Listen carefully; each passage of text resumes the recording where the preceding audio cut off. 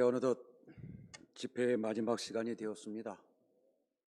전에 없던 온라인 장막회를 통해서 우리가 가정에서 혹은 교회에서 우리가 이렇게 예배를 드리게 되었습니다. 처음 있는 일이고 여러 가지 부족한 일이 있음에도 불구하고 하나님께서 이 집회를 인도하셨다고 믿습니다. 특별히 처음 해보는 이 영상을 송출하는 유튜브로 말씀을 나누는 일을 처음 해본 우리 여러 스텝 목사님들 정말 수고 많으셨습니다. 여러분들의 수고에 아마도 이 아름다운 복음이 말씀이 넓게 전하여졌다라고 생각을 하고 수고에 하나님께서 복으로 채워주시기를 기원합니다. 또 우리 입장교회 성도님들 바쁜 중에도 또 여러 협력해 주시고 또 이 아침에도 참석해 주셔서 함께 말씀을 나누도록 또 협력해 주셔서 감사하고요. 또 각 교회 혹은 가정에서 말씀을 나누는 모든 충청 재림 성도들 진심으로 감사를 드립니다. 특별히 우리 입장교회 어린이들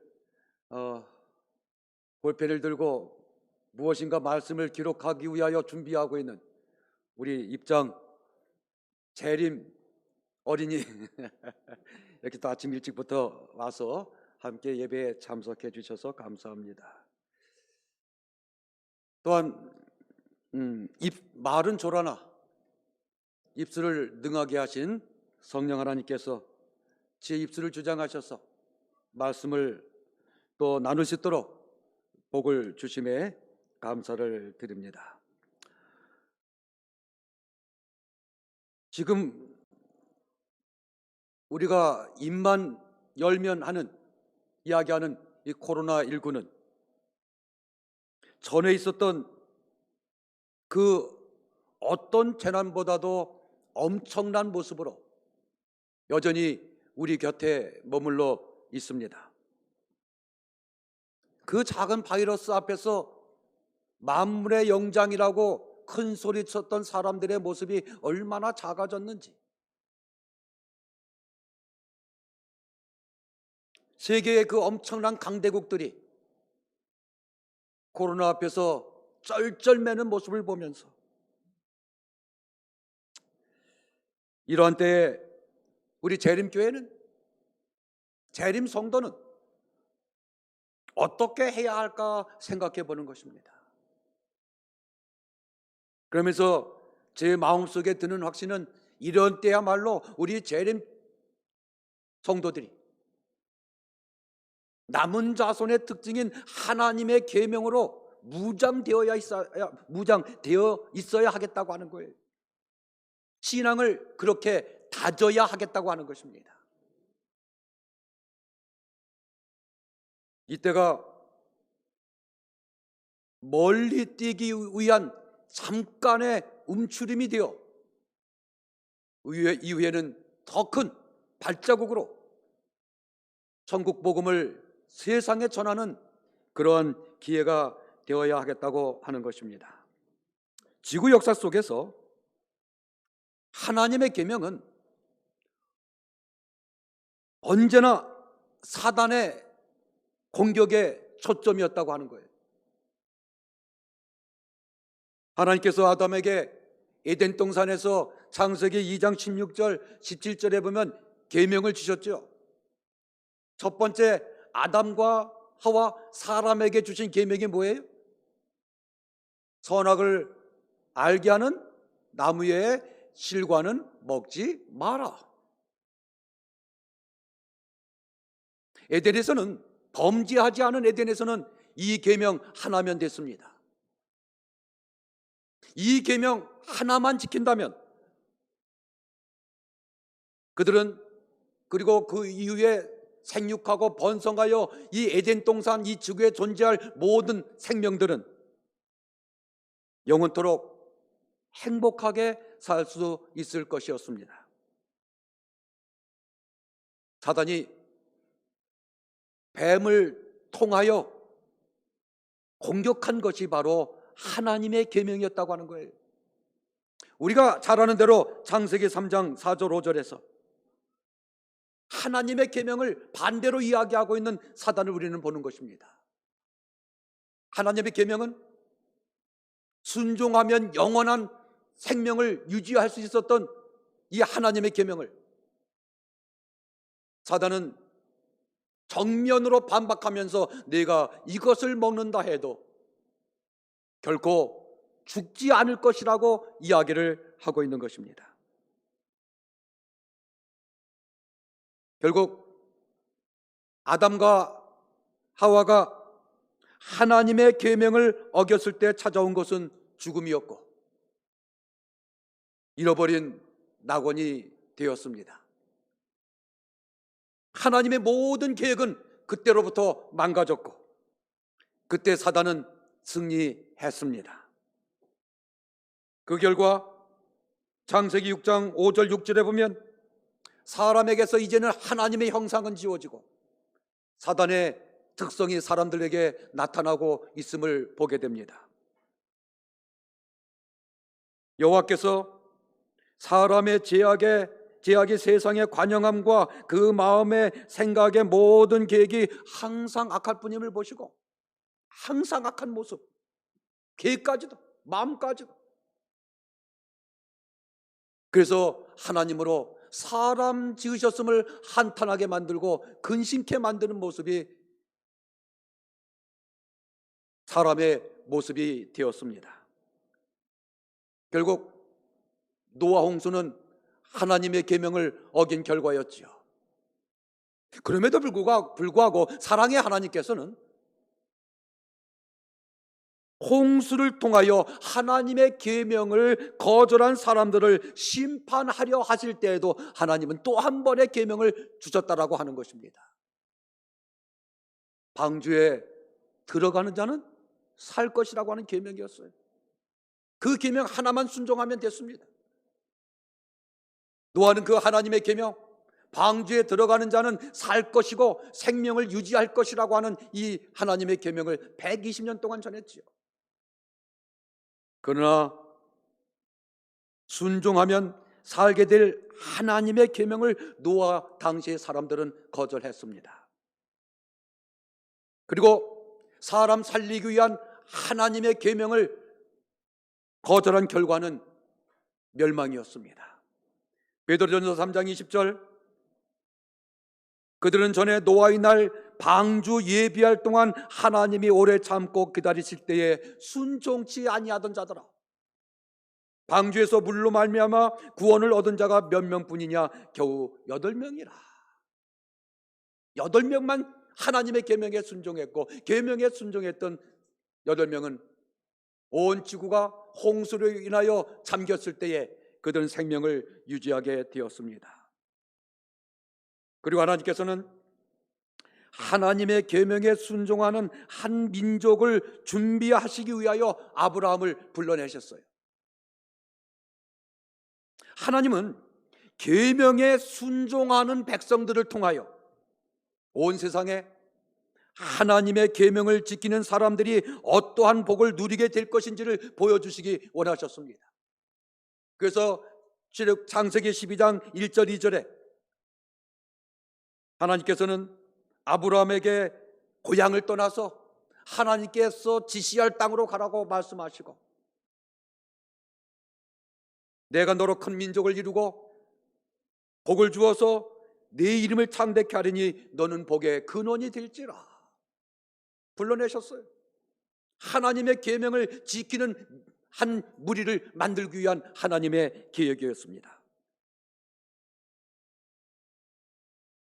아브라함은 그의 온 삶 동안 하나님의 계명에 순종하며 살았다고 성경은 기록을 해요. 창세기 26장 4절 5절에 아브라함이 하나님의 계명에 순종함으로 그의 자손들까지도 복을 받을 것이라 하나님께서 말씀을 해놓으셨습니다. 네 자손을 하늘의 별과 같이 번성케 하며 이 모든 땅을 네 자손에게 주리니 네 자손을 인하여 천하 만민이 복을 받으리라. 이는 아브라함이 내 말을 순종하고 내 명령과 내 계명과 내 율례와 내 법도를 지켰습니다. 아브라함이 믿음의 조상이 된 이유가 하나님의 계명을 지킨 결과였다고 하는 거예요. 드디어 하나님은 시내산에서 큰 민족을 이룬 아브라함의 자손들에게 그들이 순종하면 복을 누리게 될 하나님의 계명을 선포하셨습니다. 계명을 받은 이스라엘이 성공할 수 있는 유일의 방법은 하나님의 계명에 순종하는 일이었다고 하는 거예요. 이스라엘 백성들은 계명을 간직한 이스라엘 백성들은 하나님의 계명에 순종하는 일들을 통하여 온 세상에서 뛰어난 민족이 될 수 있을 것이었습니다. 그래서 신명기 28장 1절에 네가 네 하나님 여호와의 말씀을 삼가 듣고 내가 오늘날 네게 명하는 그 모든 명령을 지켜 행하면 네 하나님 여호와께서 너를 세계 모든 민족 위에 뛰어나게 하실 것이라. 한 민족을 택하셔서 그들에게 계명을 주시고 이 계명을 지킨다면 모든 민족에서 뛰어나게 해주심을 통해서 온 세계에 하나님의 계명이 전파되도록 이 민족을 택했던 것입니다.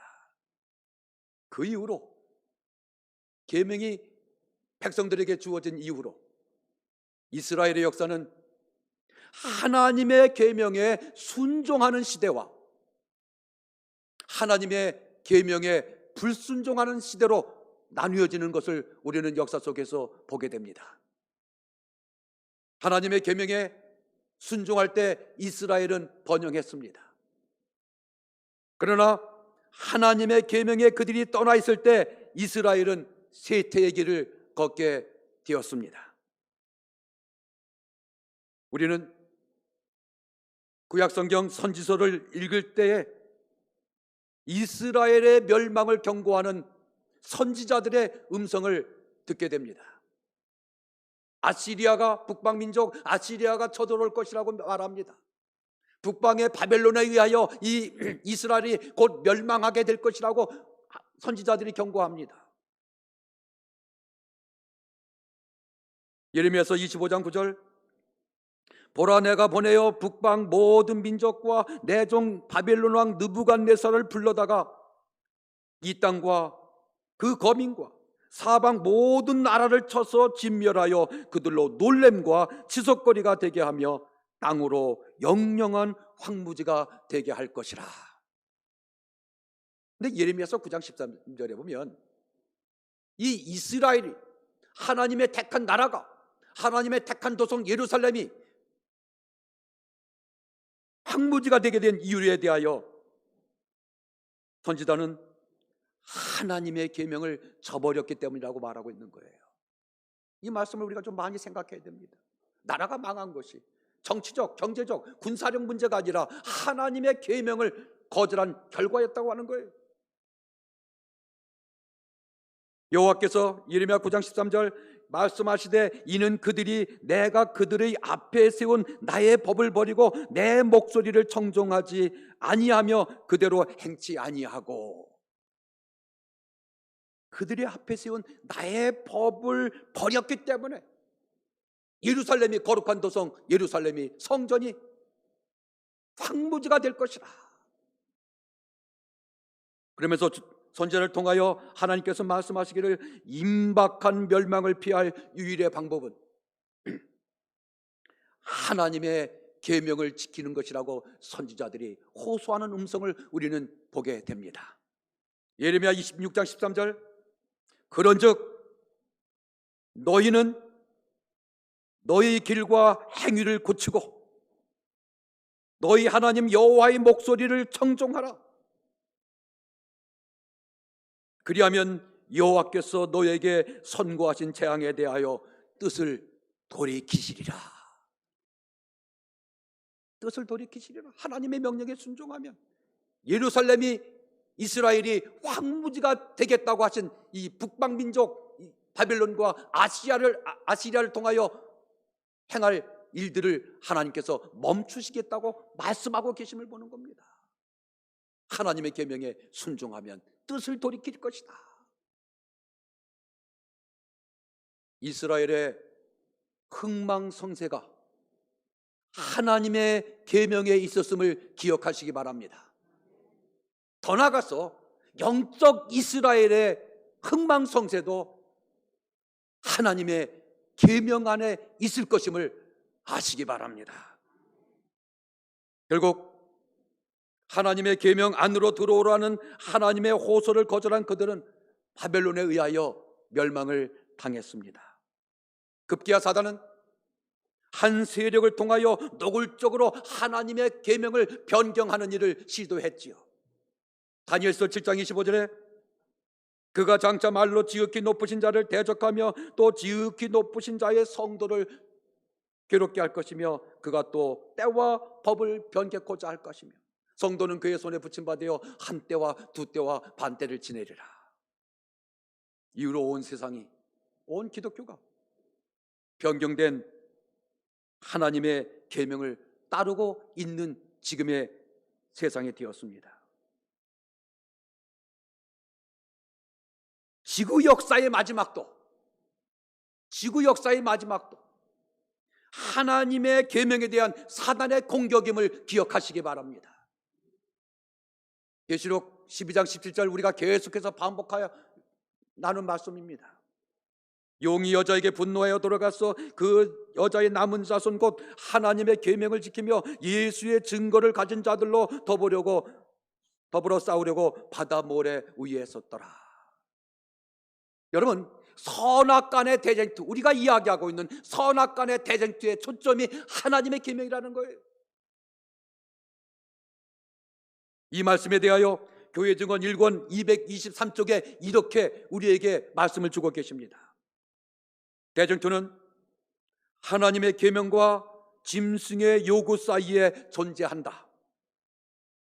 용이 성도들을 상대로 싸우는 것은 그들이 십계명 전체를 지키고 있기 때문이다. 만일 성도들이 표준을 낮추고 그들의 믿음의 특성을 양보할 것 같으면 용은 잠잠할 것이다. 그러나 그들이 용감하게 표준을 높이고 법안권의 제도를 존중하고 있는 개신교를 대항하여 그들의 깃발을 펄럭여야 하기 때문에 그들은 용의 분노를 자극할 것이다. 이 말씀을 좀 여러분 마음속에 좀 새기시기 바랍니다. 용이 성도들을 상대로 싸우는 것은 그들이 십계명 전체를 지키고 있기 때문이다.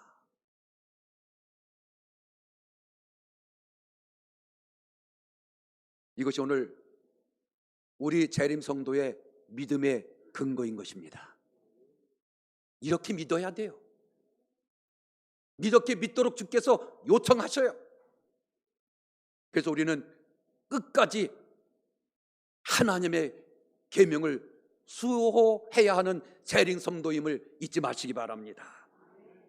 사단은 계속해서 사람들로 하나님의 계명을 떠나게 만들고 세상은 점점 더 악해질 것입니다. 따라서 지금의 이러한 종말론적인 재난의 때에 우리 재림 성도들이 생각해야 할 것은 하나님의 계명을 통하여 사단의 음모를 드러내고 하나님의 주권을 회복하는 일에 도구로 쓰임 받아야 한다는 거예요.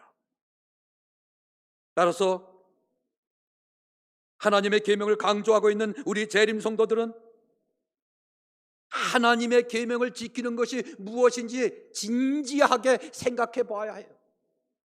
지금까지 이렇게 지키는 것이 정말 계명을 잘 지키는 것일까? 우리가 계명을 잘 지켰다면 우리의 교회의 모습이 이런 모습일까? 내 품성이 이런 모습일까?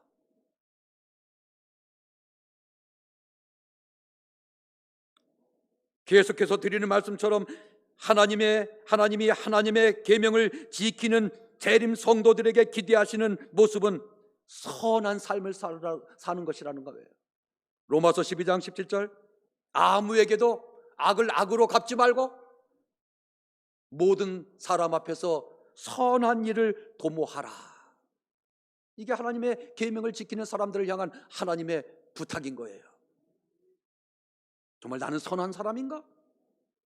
모든 사람 앞에서 선한 일을 도모하는 재림 성도가 되어야 한다고 했는데, 우리 재림 성도들이 선한 사람인가? 나는 선한 사람인가? 내가 교회에서 혹은 이웃에게서, 직장에서 불이익을 당했을 때 나는 선한 모습이었는가? 계명을 지킨다고 하는 나는 모든 사람 앞에서 선한 일을 도모하고 있느냐라고 하는 거예요.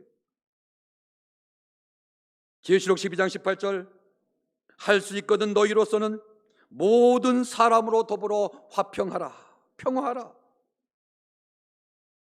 하나님의 계명을 지키고 있는 나, 5년 동안 하나님의 계명을 지켰고 10년, 20년, 30년, 40년, 50년, 60년 하나님의 계명을 지키고 있는 나는 이 말씀처럼 모든 사람과 평화하고 있는가? 모든 사람이에요. 그런데 끼리끼리만 가깝지 아니한지,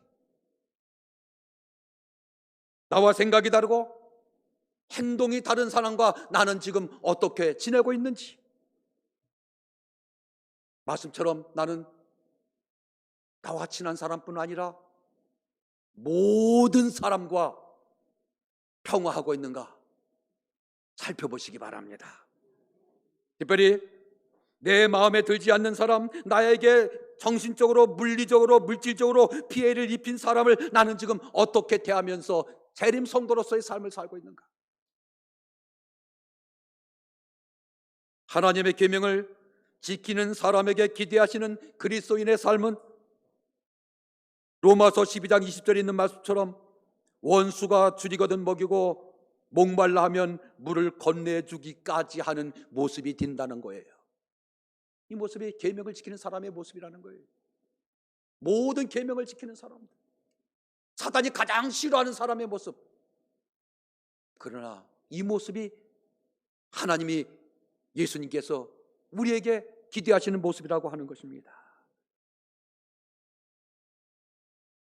그래서 요한일서 3장 23절에 있는 말씀처럼 하나님의 계명은 하나님의 사랑으로 서로 사랑하는 거라고요. 그의 계명은 이것이니, 그의 계명은 이것이니 곧 그 아들 예수 그리스도의 이름을 믿고, 그 아들 예수 그리스도의 이름을 믿는 사람은 하나님께서 우리에게 주신 계명대로 서로 사랑할지니라. 예수 믿는 사람들은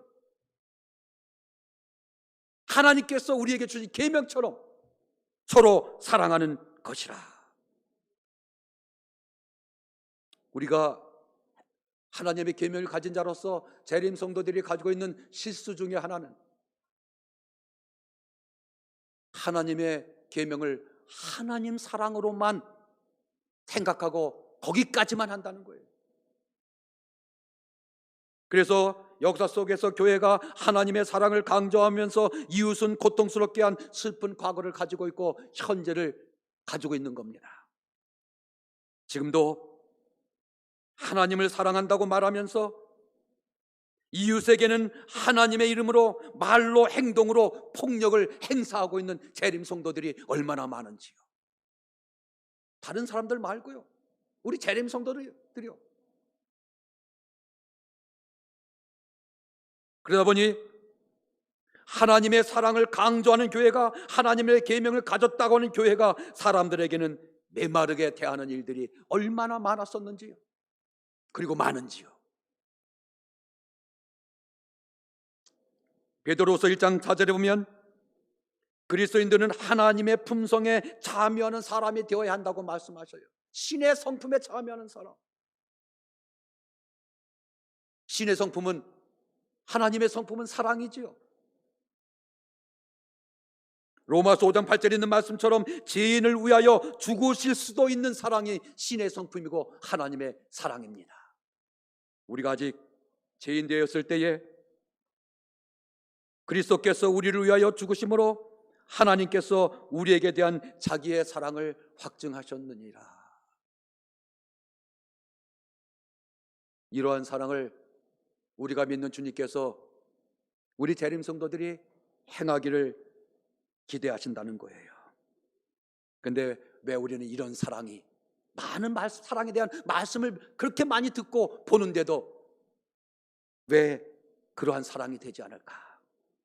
나도 모르게 내 안에 들어와 있는 진화론 사상 때문이라는 거예요. 진화론이 이웃을 사랑의 대상이 아닌 경쟁의 대상으로 보게 한 거예요. 경쟁의 대상으로 보니 많은 미운 사람들이 만들어지는 겁니다.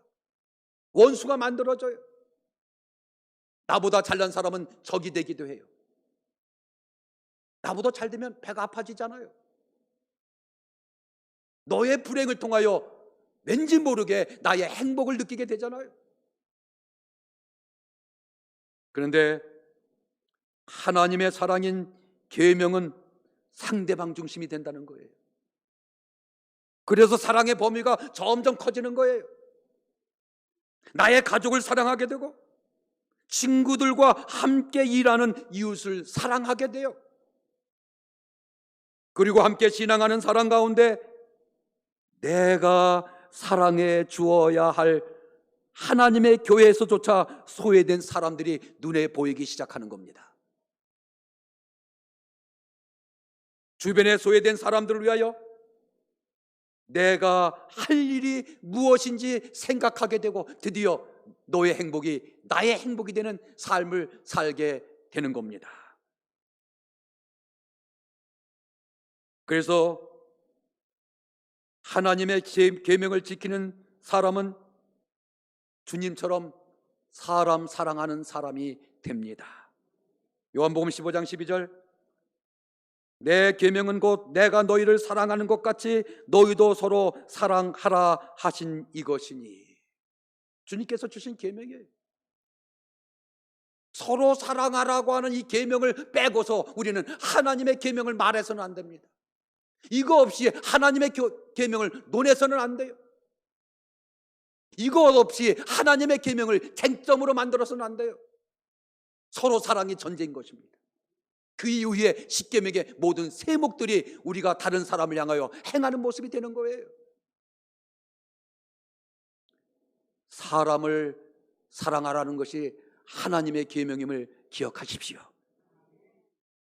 예수님은 재림 성도들이 사람 사랑하는 일을 통하여 이 땅에 천국을 회복시키시기를 원하십니다. 하나님께서는 계명을 지키는 사람들의 땅의 삶이 하늘이 되는 경험을 하도록 하나님의 계명을 주셨어요. 이 땅에서 하늘을 경험하며 살도록 하기 위해서 계명을 주셨단 말이에요. 그래서 디모데전서 5장 8절에 보면 주님께서는 사람에게 무관심하는 일이 악이라고 말씀하셔요. 살인하지 않고 간음하지 않고 도둑질하지 않고 이웃에게 거짓거하지 않고 이것만 죄라고 말씀하지 아니하시고, 누구든지 자기 친족 특히 자기 가족을 돌아보지 아니하면 믿음을 배반한 자여 불신자보다 더 악한 자니라.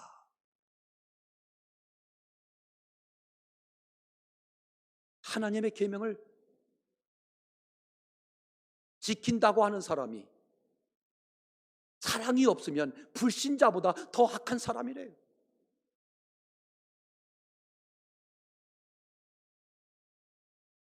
베드로전서 3장 10절, 하나님 나를 보기를 원하는 사람은 말로 다른 사람들 힘들게 하지 않아야 된다고 하셔요. 그러므로 생명을 사랑하고 좋은 날 보기를 원하는 자는, 하나님 나라에 들어가기를 원하는 자는 혀를 금하여 악한 말을 그치며 그 입술로 괴유를 말하지 말고. 여러분, 이 말씀을 읽으면서 어떤 생각을 하게 되십니까? 신앙은 정말 여러분, 신앙은 사람을 아프게 하는 것이 되지 않게 해야 돼요. 신앙은 정말 사람이 아파하게 만들면 안 돼요.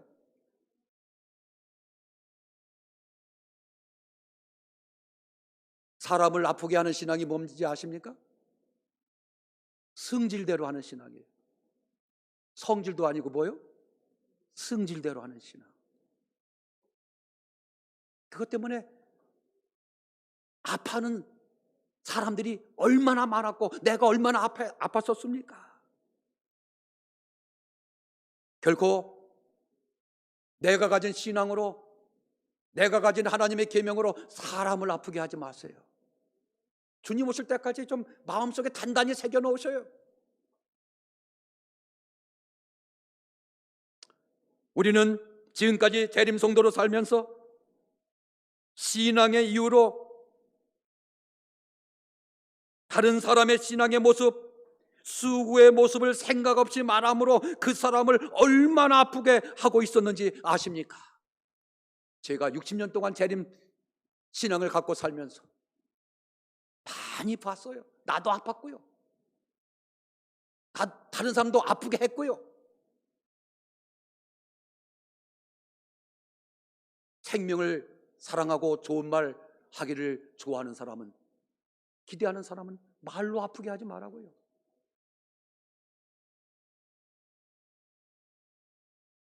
그 모습 때문에 하나님도 아파하고 계심을 아시기 바랍니다. 그래서 바울은 내 신앙의 이유로 다른 사람을 아프게 하는 일에 대하여 단호하게 말해요. 고린도전서 8장 9절, 그런즉 너의 자유함이, 너의 신앙의 탁월함이, 하나님의 계명을 잘 지킨다고 하는 그런 생각들이 약한 자들에게 거치는 것이 되지 않도록 조심해라. 근데 조심하지 않아요. 제가 본 재림 성도들은 조심하지 않아요. 저를 포함해서.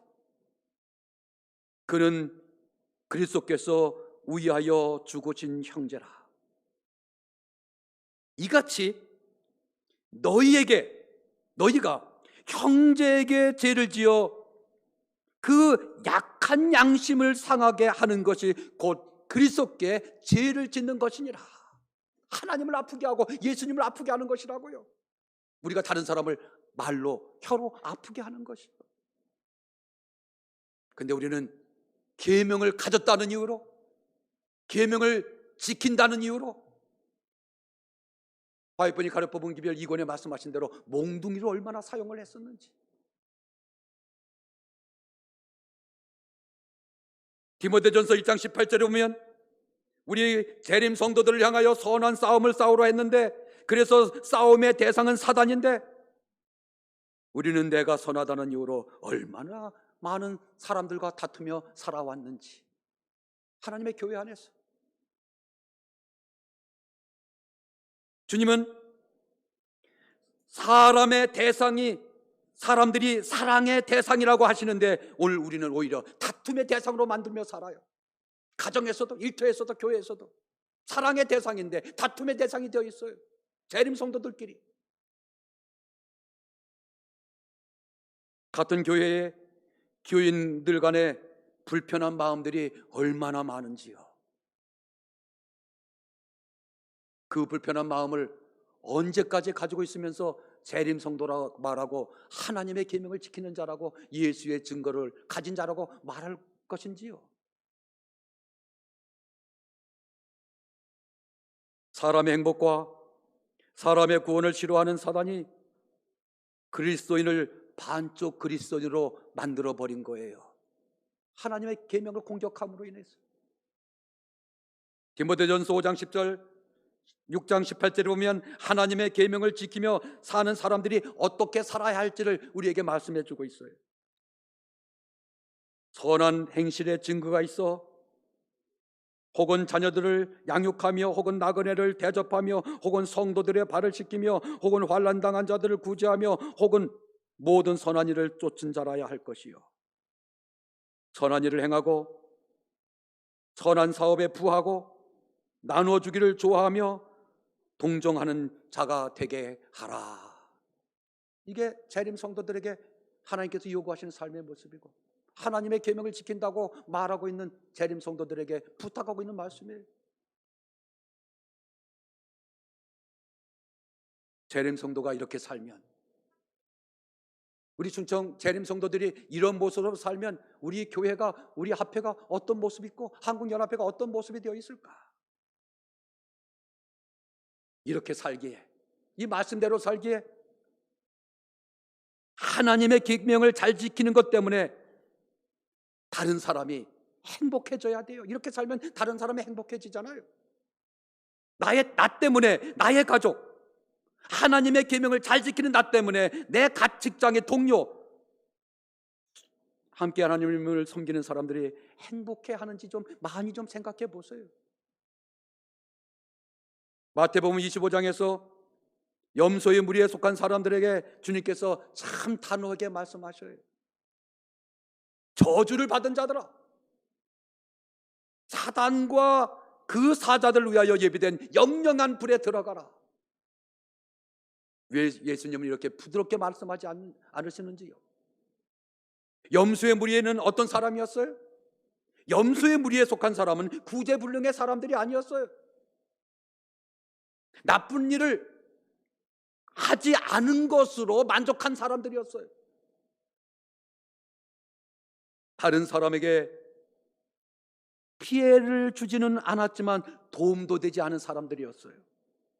사람 사랑하는 일에는 실패한 사람이었어요.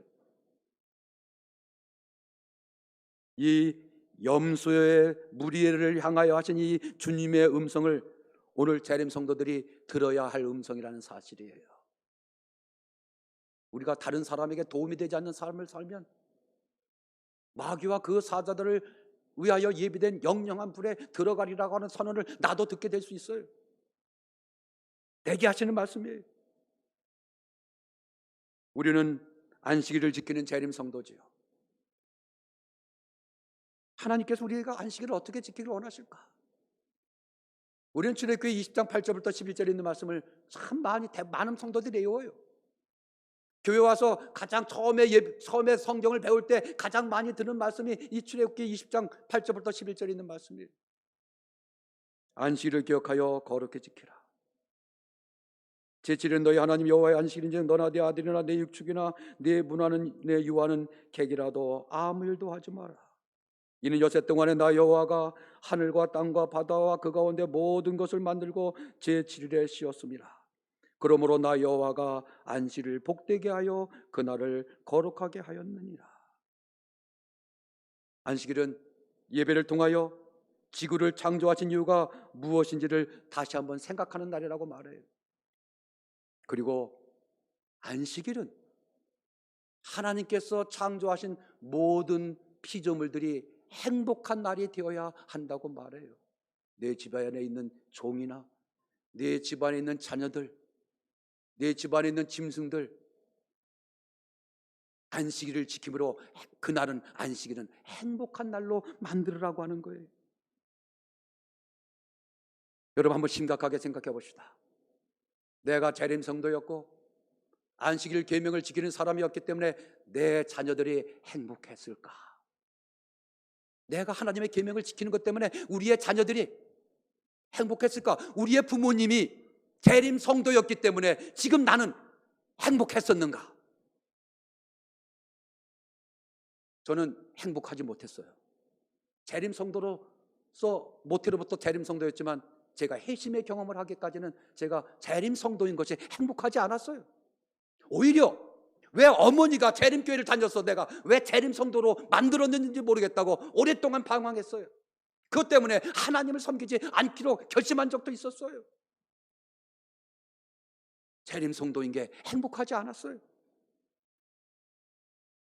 고등학교를 졸업하고 이때쯤 리어카에 오이를 한 리어카 싣고 시장에 가요. 그건 시장 난전에서 리어카에다가 오이 100원에 12개씩 파는 겁니다. 팔면 고향이니까 초등학교 동창들을 만나요. 저보고 야 뭐하냐? 그냥 농사죠. 너 뭐하냐? 방학이라 집에 내려왔어. 근데 그 녀석들이 저보다 공부도 못했던 애들이 싸움도 나보다 못했어요. 근데 걔네들 부모는 재림성도가 아니에요. 대학을 다녀요. 저는 지금 재림성도라는 이유 때문에 직장도 못 가고 안식일 지킨다고 해서 미약가 긁고 시장판에 나와서 걔네들이 한번 훑어보면서 다음에 만나자고도 안 해요.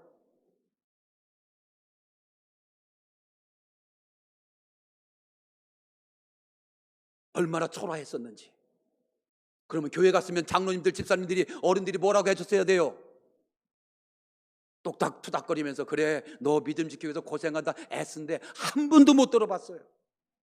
왜 그렇게 못하느냐고 맨날 혼났어요. MV 정상에 한 번 시간 쓰고 올라와서 내려가면 장로님들 오셔가지고 불러가지고 너 왜 말을 그렇게 하냐 혼났어요. 제가 착했으니까 아직도 이 재림교회 남아있지. 제가 성질 꽤나 있었으면 벌써 떠났을 거예요. 저는 재림교회 청년일 때 어린일 때 행복하지 않았어요. 여러분 재림교회 성도 자녀이기 때문에 안식일 날 학교를 안 가요. 요즘은 다 가지만. 그럼 월요일 날은 뭐 하는 날이에요? 삼육학교 안 다닌 사람들 월요일 날은 뭐 하는 날이에요? 배 맞는 날이에요. 옛날 선생님들은 왜 그렇게 애들을 때렸는지 그 찌끄만 애들. 월요일 날은 가서 매 맞는 날이에요. 숙제 제대로 못 해오죠. 결석했죠. 중학교 고등학교 다닐 때는 학생과장 앞에 가서 빠따로 얻어맞았어요. 빠따로. 얼마나 여러분 생각해 보세요. 그 초등학교 1, 2, 3학년 애들이 또 중학교 다니는 우리의 자녀들 삼육학교 안 다니는 애들이 그 안식일을 지킨다고. 안식일이 뭔지는 알아요? 부모가 뭐라고 하니까? 가지 말라고 하니까. 교회 가라고 하니까. 생각해 보면 월요일 날 우리 자녀들이 얼마나 공포스러웠을 거지. 근데 우리는 그렇게 하면 다니엘 같이 될 줄 알았어요. 우리 아들이 그러더라고요. 다니엘은 친구가 셋이나 있었지만 나는 하나도 없다고. 셋이 있으면 넷이면 할만하잖아요. 혼자는 더 어렵잖아요. 우리는 다니엘처럼 투사가 될 줄 알았는데 지금 많은 자녀들이 왜 어디가 있어요? 교회를 떠나 있어요. 부모가 잘못해서 그래요. 안식일이 뭔지도 모르는데 그저 그냥 투사가 되고 가서 그냥 학교 가서 얻어맞고 오는데 도닥거리지도 못하고 사탕 하나 주면서 야 그래도 우리가 믿음 가지고 격려한 게 아니라 다니엘은 이랬어. 요셉도 이랬어. 좁아가 가면서 부모가 현미밥 먹는다는 이유로 애들 입장에서는 그 맛없는 현미를 선택할 기회가 박탈당했어요. 우리 집 애들이 좀 하얀 밥 좀 달래요. 노란 밥 좀 달라고 그만 먹고 애들에게 강제로 먹였어요. 강제로. 애들한테 물어보지도 않고 내가 뭐라고 해서 재림성도라는 이유 때문에 내가 재림성도요 채식을 한다는 이유 때문에 아이들에게 고기 한 점 안 줬어요. 그러다 보니 이 녀석들이 잔치집에 가고 친척집에 가면 어떻게 돼요? 고기에 빠져요. 그러면 집에 오면 또 뭐라고 그래요? 이 말로만 혼냈으면 괜찮게요? 한 번만 더 그러면 그러다가 한 번 더 하면 어떻게 했어요? 이제는 파리채가 날아다녔어요. 우리 자녀들 물어보세요. 재림성도로 자녀로 산 게 행복하다고 말하지 않아요. 제가 삼육학교 교목하면서 놀란 게 뭔지 아십니까? 우리의 교인 자녀들이 많은 자녀들이 목사님 저는 이 학교를 졸업하면 더 이상 교회 다니지 않을 거예요. 왜? 엄마 아빠처럼 살고 싶지 않아요. 안식일은 그렇게 만들라고 주도록 한 거 아니에요. 저도 이 말씀을 준비하면서 우리 자녀들에게 얼마나 미안한지. 우리 딸은 지금 이거 보고 있을 거예요.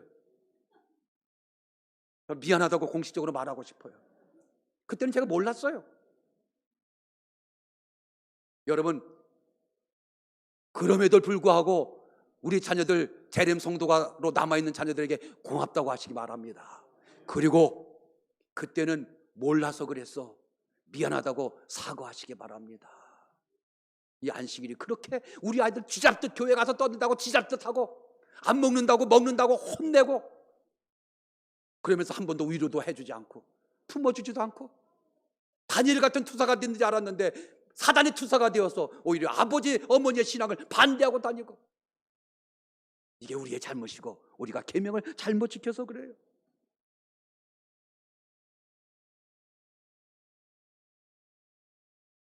안식일에 마음이 상하고 때로 감정이 격해지기도 하고, 안식일에 하나님의 계명을 지키는 이 안식일 가장 중요하다고 안식일에 사람들의 목소리가 거칠어져요. 담임 목사에게 마음 상했다고 제일 많이 전하는 날이 어느 날인지 아세요? 하나님의 계명대로 안식일 지키는 그날 저녁에 담임 목사에게 오늘 속상했다고 전화 제일 많이 와요. 이게 우리 재림 성도의 현주소예요. 안식일이 하나님께서 주신 목적대로 감격, 감동의 날이 아니라 실망의 날이 되어 있어요.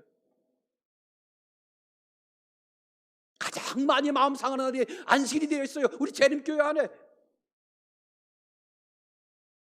어떻게 이렇게 됐어요? 사단이 그렇게 만들었어요. 반쪽짜리 재림신앙으로 만들었어요. 이제 그러니 우리는 재림신앙 고유의 하나님의 계명으로 돌아가자고요. 제발 안식일 계명을 지키는 재림 성도들이요, 안식일을 지키면서 하나님의 품성을 보시기 바랍니다. 내가 안식일을 지키는 이유 때문에 우리의 자녀들이 나는 재림 성도인 부모였기 때문에 내 어린 시절 행복하게 지냈어. 내 재림 성도가 내 집 옆에 살기 때문에 나 정말 많은 도움받고 살았어. 그렇게 할 때 우리 재림교회는, 우리 재림 성도는 마지막 구속사업의 역사에서 하나님이 우리 재림교회 재림 성도를 통하여 위대한 승리를 하시는 것을 경험하게 될 것입니다.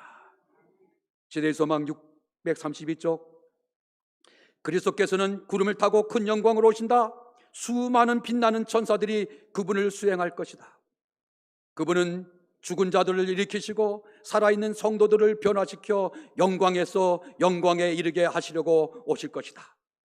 다 같이 읽으실까요? 그 다음에 그분은 당신을 사랑하고 당신의 계명을 지킨 자들을 높이시고 그들을 당신께로 데려가시려 오실 것이다.